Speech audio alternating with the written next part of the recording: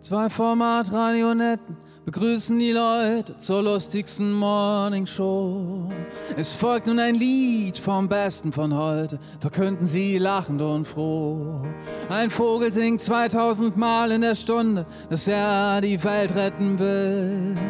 Wovon wir träumen an Tagen wie diesen, das Beste wäre, er bleibt still.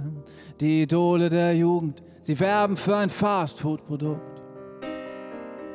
Ich glaub, das Licht am Ende des Tunnels ist kaputt. Auf den Tresen der schäbigsten Kneipe der Stadt kotzt ein Arzt, giftgrüne Galle. Ein Rosenverkäufer nimmt neben mir Platz, er schreit, ich hasse euch alle. Zumindest auf den Bildern soll es aussehen, als hätten wir Spaß. Und tief, so tief wie wir können, schauen wir ins Glas. Der berühmteste Junkie der Stadt sagt, willkommen im Club.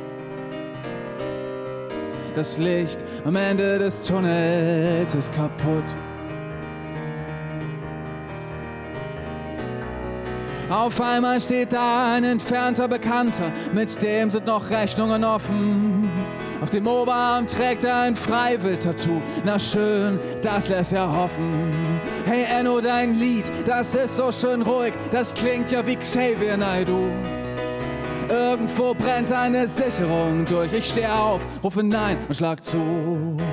Laut sind die Schreie und rot ist das Blut, das er spuckt. Das Licht am Ende des Tunnels ist kaputt.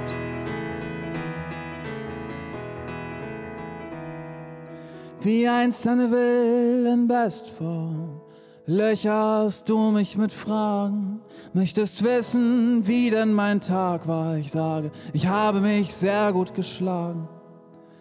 Wo ist der Sandmann, wenn man ihn braucht?